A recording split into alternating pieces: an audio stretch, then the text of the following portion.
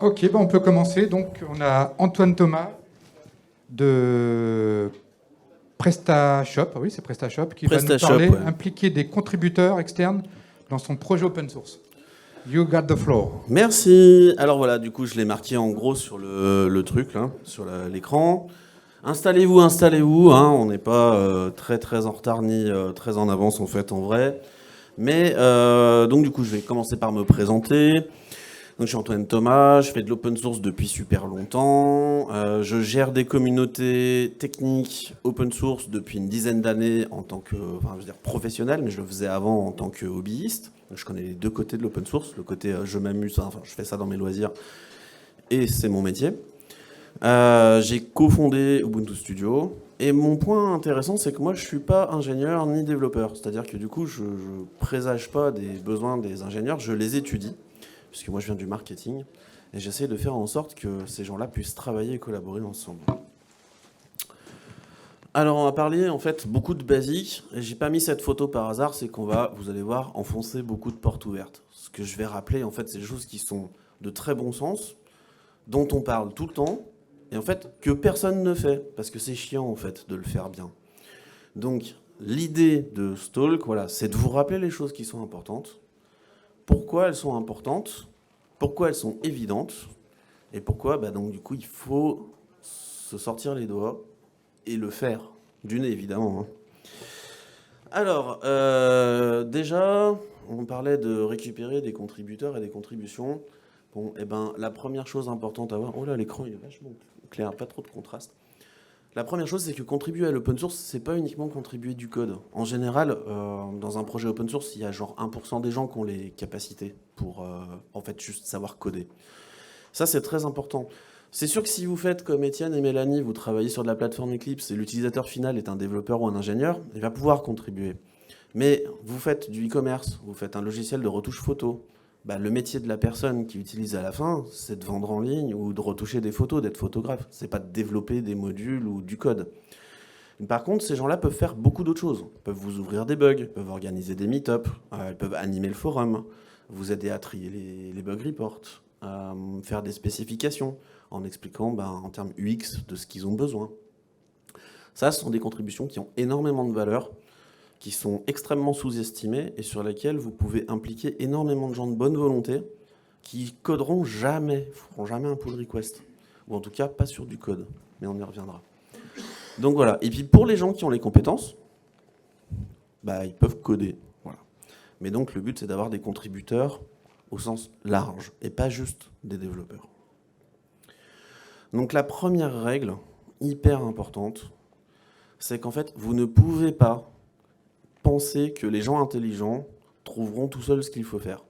Le pire qu'on m'ait fait comme coup, c'est non, mais pas de doc, parce que du coup, ça va attirer tous les andouilles. Les gens intelligents, ils vont trouver, t'inquiète, ils vont nous faire des super pull requests.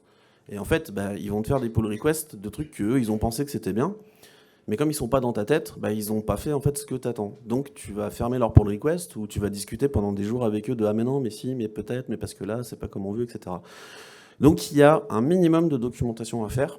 Et je ne vous parle pas de documentation utilisateur ou d'expliquer comment fonctionne votre projet. S'il est bien conçu, en théorie, il n'y a pas trop besoin de documentation. En revanche, vous devez expliquer comment on installe et comment on le lance, comment ça tourne. C'est les deux trucs impondérables. Quelqu'un d'intelligent qui ne trouve pas ça, en fait, il ne va pas essayer. Il va juste aller chercher un truc où il y a ça. D'accord ? Il ne va pas perdre de temps, en fait. Donc prenez le temps d'expliquer ces deux choses-là. Pour les développeurs, expliquez comment on build. Le top, c'est d'avoir fourni un script où on lance une commande et ça le fait. Mais dans certains cas, c'est pas possible. Donc, faites un tutoriel. C'est hyper critique.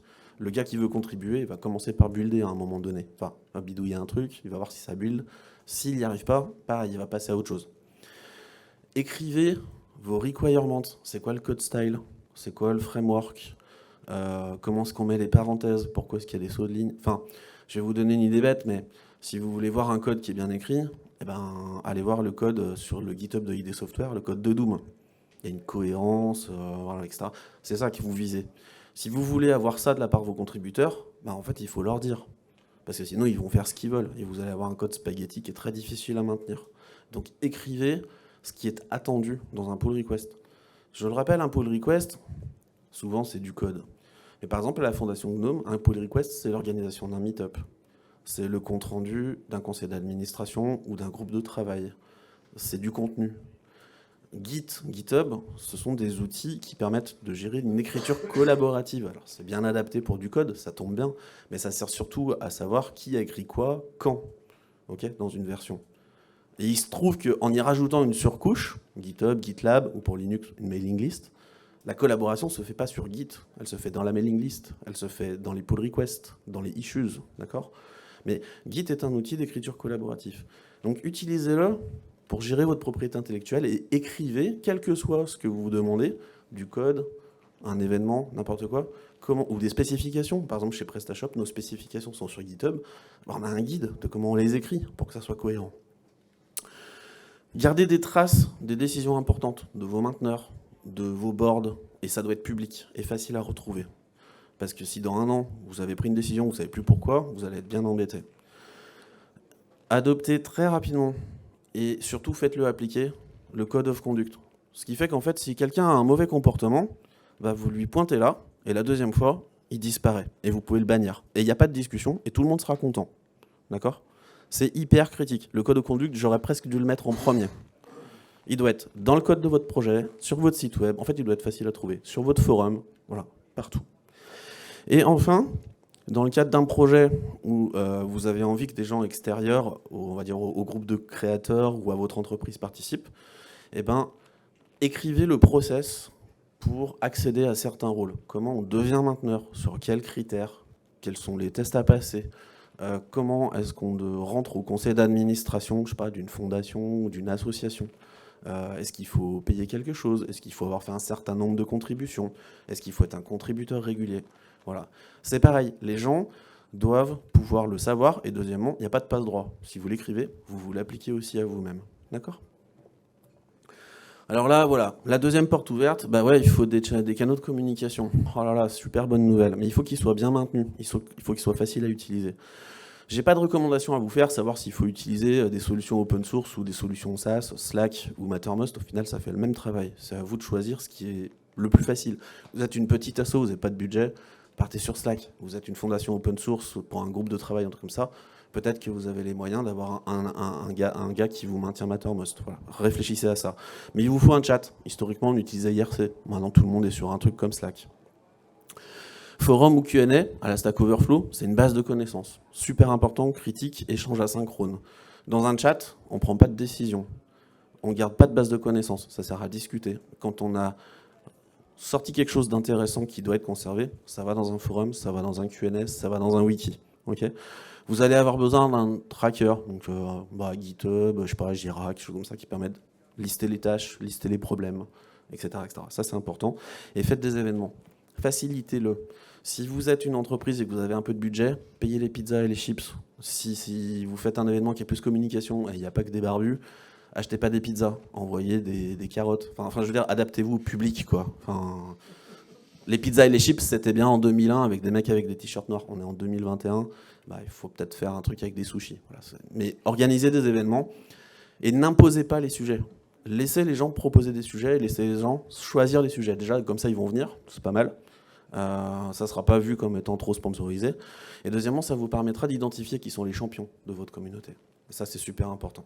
D'accord ? Et ça, vous ne pouvez pas le deviner tout seul. C'est les gens qui vont vous montrer qui est intéressant. Voilà. Les deux sujets qui sont obligatoires, et en fait qu'on oublie tout le temps, qui plus est chez les développeurs, qui pour moi est un truc complètement aberrant. C'est-à-dire vous pouvez faire 4 ou 5 ans d'études pour écrire, être auteur, littéralement, sans que vous ayez jamais eu un cours sur la propriété intellectuelle et le droit d'auteur et les licences. Alors que c'est le truc, la legal compliance, finalement, de votre projet, qui fait que derrière, il est adoptable ou pas. D'accord ? Je vous laisse regarder le procès en ce moment de Software Conservancy contre Visio pour non-respect de la GPL. Ou réfléchir à pourquoi Apple et Nintendo utilisent BSD au lieu de Linux pour la Switch et les Mac. Parce qu'avec les licences, Visio a choisi de mettre Linux dans ses télés, mais ils n'ont pas publié le code, donc procès. Voilà. BSD, permissif, du coup on n'a pas besoin de publier les modifications qu'on fait. Donc il faut réfléchir, en fait, et documenter les licences que vous acceptez dans votre projet. Et elles sont valables pour les devs, mais aussi pour des gens comme moi qui ne sont pas devs et qui vont être chefs de projet, en disant, non, cette librairie-là, on ne peut pas l'utiliser. Voilà, il va falloir trouver autre chose. D'accord ? La legal compliance, la propriété intellectuelle, ce que j'appelle IP, c'est la propriété intellectuelle, intellectual property, c'est la clé de voûte pour l'adoption, notamment chez les grands industriels. Voilà. Si c'est pas clean, ben en fait, vous aurez plein de gens qui vont l'utiliser, mais pas des grands groupes. Ensuite, vous avez cette notion de neutral gouvernance. Alors, pas forcément besoin de mettre votre projet dans une fondation, mais réfléchissez à comment vous pouvez peut-être créer une association ou ou investir un tiers de confiance. Moi, je pense par exemple à OW2. C'est pas très compliqué d'aller travailler avec eux. Ils ne nécessitent pas de transférer la marque, toute la propriété, etc. d'un projet, mais ils arrivent en tant que tiers de confiance et ils peuvent vous accompagner, vous mettre en réseau, etc. etc. Et la contribution, je le disais, c'est pas uniquement du code. Donc impliquez en fait vos partenaires, mais pas que les développeurs ou pas que les PM de vos partenaires. Invitez les patrons, et réfléchissez stratégie. Peut-être du coup, par exemple, à PrestaShop en ce moment, on sait qu'on a des gens de Decathlon et Carrefour qui font du PrestaShop à l'international. Eh ben, voilà, on discute avec eux parce que ça nous intéresse de savoir ce qu'ils font avec, est-ce qu'ils peuvent contribuer. Mais du coup, ça se décide en haut.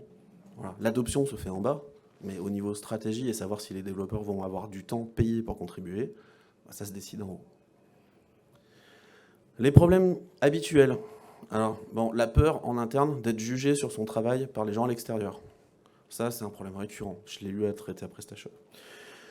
Les pull requests qui ne sont pas mergés. Alors, deux règles. Les requirements ne sont pas documentés. Donc, en fait, les gens font n'importe quoi. Et puis, du coup, vous ne mergez pas parce que ça ne vous plaît pas. Et le deuxième truc, gardez le focus sur les contributions qui résolvent des problèmes qui impliquent tout le monde. Le gars qui fait un pull request pour un problème qui concerne son infra, sa modif, dans son coin, en fait, le projet s'en fout. Le projet n'a pas pour objectif de maintenir le cas de figure qui concerne une personne. Le but du projet, c'est de maintenir les cas de figure qui concernent tout le monde, ou un maximum de monde. Si vous faites ce focus-là, et que vous le documentez, du coup déjà, écrivez-le dans la doc. Si c'est que pour toi, c'est du custom, tu te débrouilles. Déjà, vous aurez plus ces pull requests-là à gérer. Et deuxièmement, fermez-les sans vergogne, en disant désolé, c'est trop spécifique, on ne va pas maintenir ça. Vous êtes poli et vous fermez. Okay. Enfin, la difficulté à donner des rôles à l'extérieur, je vous ai dit, impliquer les gens à l'extérieur de l'entreprise, ça veut dire que du coup, ils doivent pouvoir avoir accès aux mêmes responsabilités que vos salariés ou vos potes. Et il n'y a pas de passe-droit. Je l'ai mis en bas, c'est super important. C'est pas parce que du coup ton collègue il a fait un pull request que tu vas le merger sans le relire. Voilà. Donc la première règle, à mon avis, pour du code, c'est de mettre qu'il y a 2 mainteneurs qui doivent valider chaque truc, double relecture. Voilà. Comme ça, du coup, tu es sûr qu'il y en a au moins un des 2 autres qui aura fait le taf d'avoir relu en se disant « Ah, quand même, je vais regarder. Voilà. » Et c'est pareil pour l'extérieur. Ok ? 2-3 trucs à garder en tête. Ça, c'est un cycle que j'ai essayé de normaliser. Alors, j'utilise la PrestaShop pour les formations, mais l'idée, en gros, tout le monde sait faire une release. C'est l'étape 1, il n'y a pas de problème. Ensuite, là où on n'est tous pas très bons, en vrai, c'est étudier les besoins des utilisateurs. Qu'est-ce qu'ils font avec le logiciel, en fait. Alors, je vais vous apprendre une règle simple. Si les utilisateurs se plaignent, c'est qu'ils l'utilisent. Et s'ils l'utilisent, c'est que ça marche. Donc, il faut l'améliorer. Ok ? Si les gens ne se plaignent pas, c'est qu'il n'y a personne qui l'utilise. Ok ? C'est aussi simple que ça. Donc en fait, après ces besoins, c'est-à-dire vous avez des utilisateurs, en fait, ils vont avoir des besoins. Genre, je vais prendre l'exemple de PrestaShop, je bosse à PrestaShop. Le mec, il l'installe, il fait sa boutique en ligne, et puis son comptable lui fait « Bon, t'es malin, mais ton export en CSV, c'est pas cool, tu peux me mettre un truc pour aller taper directement dans Sage, quoi. » Donc le gars va embaucher un développeur qui va faire des trucs custom. Donc tout n'a pas valeur à retourner, je vous l'ai déjà dit, dans le projet open source. Ensuite, ces gens-là vont dire « Ah bah tiens, ça, si je le patch, dans la prochaine version, j'ai plus, quand je fais la mise à jour, à appliquer mon patch. » Donc je réduis mes coûts, tant qu'à faire, j'apprends à coder bien, et là, vous obtenez des améliorations. Donc là, ces améliorations, vous les gérez bien, vous allez obtenir plus de contributions, vous allez les étudier, les valider, l'étape de merge, si on parle de GitHub. Vous allez avoir une étape où vous allez gérer la propriété intellectuelle. Je vous l'ai dit, Git, ça sert à savoir dans une version qui a écrit quoi, quand, etc. Vous faites une nouvelle release avec toutes ces améliorations et vous allez avoir des nouveaux utilisateurs qui vont avoir des nouveaux besoins et ainsi de suite. Et là, vous allez développer. Sachant qu'attention, c'est pas uniquement du code dont je parle. C'est aussi parce que vous avez des gens qui auront fait des meet-up. C'est aussi parce que vous aurez des gens qui ont écrit des specs. C'est aussi parce que vous avez des gens qui auront fait, répondu sur le forum que tout ça grandit. Gérer la propriété intellectuelle, quelle est la licence du contenu de votre forum ? c'est aussi, du coup, l'étape de propriété intellectuelle sur le cycle de la gestion de la connaissance. Ok ? Donc gardez ça en tête. Ça, c'est un petit dashboard que j'ai créé. Si ça intéresse des gens, je peux vous le filer. Mais en gros, ça liste toutes les tâches par persona et par type de tâche que vous allez devoir zioter quand vous faites un projet open source. Le top, c'est que tout soit au vert. Si j'ai mis en bleu, en gros, c'est que c'est un truc, vous êtes en train de regarder, vous n'en savez pas trop. Si c'est rouge, c'est que c'est la catastrophe. Si c'est orange, c'est que vous êtes en train de travailler dessus, vous êtes conscient des problèmes. Et si c'est vert, c'est que tout va bien. Et l'idée, c'est que vous pouvez rajouter des flèches, par exemple, pour montrer les sujets que vous avez priorisés, sur lesquels vous êtes en train de bosser. Ce dashboard-là nous a permis de résoudre énormément de problèmes, juste en fait en pointant les choses évidentes. Ok ? Et il est disponible sur GitHub. Les gens d'opensource.com m'ont aidé en plus à en faire une version 100% open source avec des polices libres, des dessins libres, etc., etc. Donc si ça vous intéresse, j'ai un stand qui est juste en dessous. Donc vous venez me voir et je vous filerai le lien, il est sur GitHub. D'accord ? Voilà. Si vous devez retenir une chose, c'est en gros la présentation qu'on vient faire, mais en une slide, avec 3 points. D'abord, soyez sympa et tolérant. Les personnes avec qui vous discutez ne sont pas cons. Peut-être qu'ils parlent juste pas bien anglais. Ils ont peut-être pas voulu vous insulter, ils se sont peut-être juste trompés de mots. D'accord ? Respectez les règles et les requirements. Et appliquez-vous-les à vous-même, montrez l'exemple en fait. Il n'y a pas de passe-droit, c'est super important. Okay ? Et enfin, soyez patient. Acceptez en fait le retour qu'on vous fait. Apprenez, pratiquez. Et en fait, le plus vous allez contribuer, le plus vous allez connaître, le plus en fait vous allez être quelqu'un de confiance, le plus vous allez faire des choses qui sont faciles à ajouter au projet, et le plus vous pouvez prétendre à faire des choses sympas avec le projet. Okay ? Voilà, c'est les 3 points qui résument ma présentation. Et puis je finis avec une belle tagline. L'open source, c'est travailler ensemble en fait. C'est ce qu'il faut garder. Okay ? Si vous avez des questions, et si vous voulez des peluches... Ok, on va ouvrir le micro à la salle. Il y en a plein en dessous, si tu veux. Super intervention, merci, c'est bien. Oui, oui. C'est bien d'enfoncer porte ouverte parce que, comme tu le dis, on n'y pense pas. 2 petites ressources à connaître, à mon avis. Pour ce qui est de la documentation, il faut lire et relire The Documentation System. C'est un site web en 6 pages qui vous explique comment bien faire une documentation de logiciels. C'est très instructif. Inspirez-vous-en. Et après, pour ce qui est des bonnes pratiques et d'avoir une sorte de checklist et vérifier qu'on a pensé à tout, les best practices de la Core Infrastructure Initiative, donc c'est poussé par la Linux Foundation, c'est un badge à 3 niveaux qui vous permet d'avoir une checklist des choses à faire pour que votre communauté fonctionne, pour qu'elle ait l'information qu'elle attend. Et passez votre projet open source au crible. C'est de l'auto-évaluation. Hein. Soyez honnête, parce que sinon ça ne sert à rien. Et ça vous permet de voir les failles et ce que vous avez oublié dans la gestion de communauté. Ça marche. Alors, c'était pas une question, mais merci beaucoup pour le complément d'information. Est-ce que quelqu'un a une question, du coup ? Allez. Sachant que là, on a du temps, j'ai fait une truc assez courte. On a du temps quand même. Il y a la pause après. Et puis on peut échanger. Hein, j'ai même rattrapé le retard. Si c'est des remarques, on peut le faire. Ouais. Et j'ai même rattrapé le retard des précédents, donc on est large. Oui, bonjour. En fait, moi, j'avais une question par rapport... vous parliez tout à l'heure d'un point sur la langue et sur le fait que les personnes parlent peut-être pas bien anglais.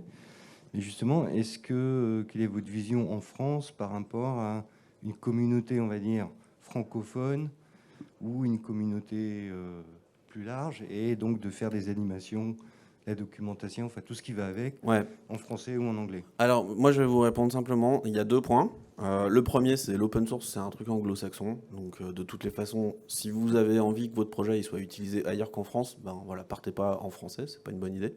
Partez directement en anglais, même avec les faiblesses que ça peut représenter.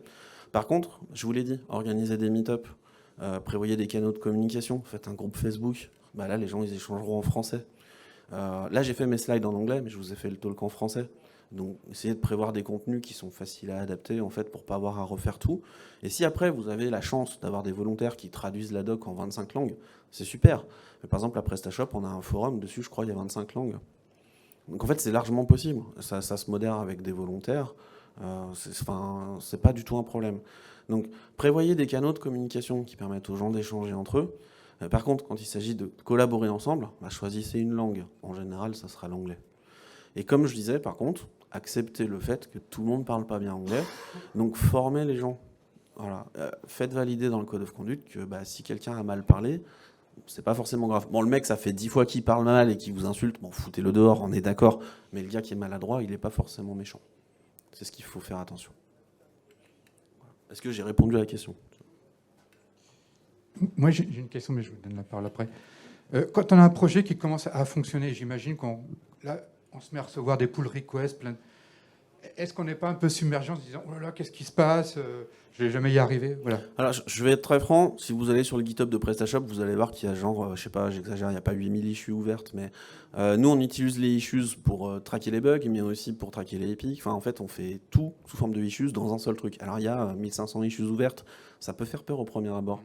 En fait, la première chose, c'est ce que je disais, c'est qu'en fait, si vous avez du succès, les gens vont se plaindre, en fait.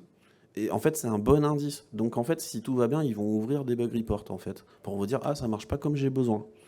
Certains bug reports vont en fait être des feature requests sur un nouveau projet, en réalité. Donc, c'est à vous de trier ensuite et de prioriser ce que vous pouvez traiter ou pas. Et je vous le rappelle, traiter en priorité, ce qui a un impact sur beaucoup de monde dans le projet. Le mec qui est dans son coin, qui fait un truc ésotérique, tant mieux, c'est super, mais c'est pas très représentatif. S'il vous fournit le fixe, que ça casse rien, même si ça n'apporte pas une valeur de fou et que vous n'avez pas perdu trop de temps à faire la review, ok. Mais gardez le focus. Avoir beaucoup de feedback, c'est super bien, en fait. Mais il faut apprendre à trier. Et en fait, là où vous allez perdre du temps, c'est pas sur la review ou quoi, c'est sur le tri. Nous, on passe énormément de temps à trier les bug reports. Pourquoi ? Parce que les gens, ils ouvrent un truc et puis ils cherchent même pas s'il a déjà été rapporté. Mais c'est bon signe. Ça veut dire qu'en fait, les gens l'utilisent. Mais en termes de scalabilité, ça veut dire que après, faut commencer à avoir des gens qui sont dédiés à ça. Oui, non. Alors après, il y a une stratégie pour des petits projets qui marchent bien. Vous allez retrouver pas mal de trucs, de petits frameworks, de choses comme ça, de petites librairies, par exemple sur NPM, où les mecs vont choisir en fait de plus accepter les pull requests, parce que les mecs sont genre 2 ou 3. Ils sont débordés parce que tout le monde fait n'importe quoi avec le truc. Et puis il y a sa vision et son machin. Et dire, vous voulez faire un truc, forquez-le, renommez-le pour gérer la propriété intellectuelle correctement. Faites attention à conserver la licence si c'est nécessaire. Et juste faites votre truc dans votre coin qui est nouveau, avec vos machins. Mais nous, on fait un truc qui a une vocation à faire ça. Voilà, si vous voulez faire autre chose avec, vous faites un fork. Il y a ça aussi comme stratégie. Et voilà, si vous êtes petit et que vous êtes débordé, fermez les pull requests et acceptez juste les issues. Et si vous en avez trop, faites un process avant, en amont, pour les trier. Question suivante. Oui, vous avez parlé de bonnes pratiques en documentation, mais où est-ce qu'on trouve ces informations ? C'est pas moi qui dis ça. Alors, j'ai parlé de 2 sujets. Alors, le monsieur a donné quelques informations sur les... Je ne sais pas si le nom du livre en question est bon. C'est un site web, The Documentation System. Voilà, The Documentation System. Seulement, moi, je n'ai pas parlé de documenter comment votre logiciel fonctionne pour l'utilisateur. Ça, à la limite, ce n'est pas le sujet de mon talk. Moi, ce que je veux que vous documentiez, c'est comment on contribue. OK ? Voilà, ça, et c'est pas le même sujet, en fait. D'accord ? Pas le micro, je sais pas pourquoi. Autre question ? Je pense que tu peux taper le micro plus fort sur la table pour réveiller les gens. On aura peut-être plus de questions. Moi, je trouve ça intéressant, c'est le processus qui est d'avoir une idée. On commence à avoir des gens qui s'intéressent au projet, on reçoit plein de pull requests, etc.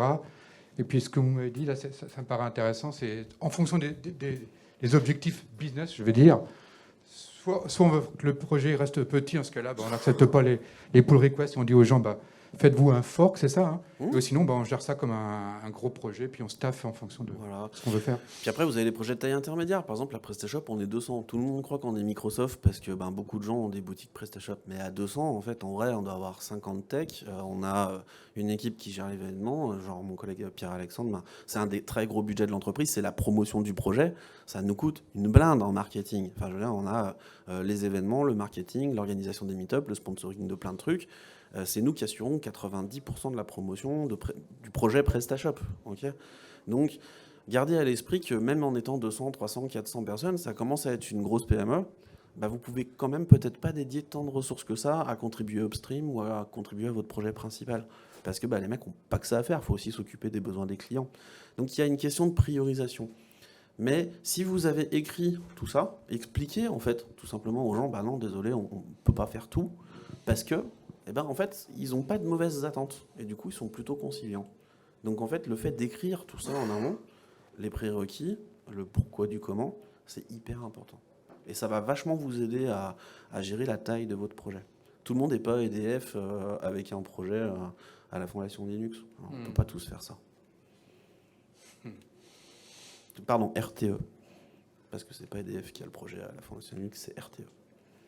Une question dans la salle? Un commentaire? Attendez, le micro, parce que... parce que c'est enregistré pour faire un podcast. Voilà, sinon... Alors, vous n'aurez pas les slides, mais le plus important, évidemment, c'est pas les images, c'est l'histoire. Juste pendant une dimension, vous disiez vous étiez 200 personnes, 50 tech. Sur ces 50 tech, combien s'occupent justement de la problématique dont on vient de parler là, depuis les 10 dernières minutes, c'est-à-dire le tracking, les issues, juste pour avoir une notion. À peu près 20 personnes.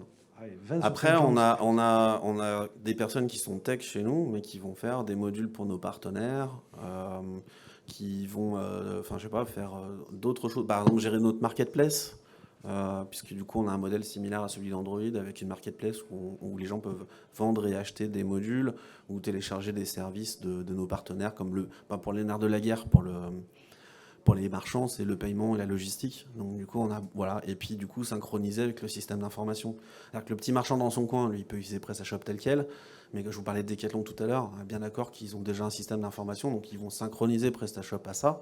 Et donc, du coup, on a tout un tas de modules, en fait, de connexion à tout un tas de trucs. Voilà.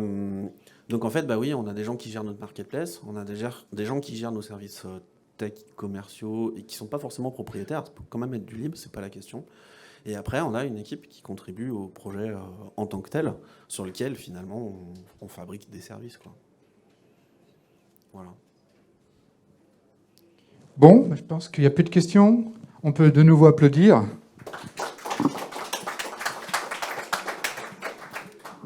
Et on clôture ce meeting.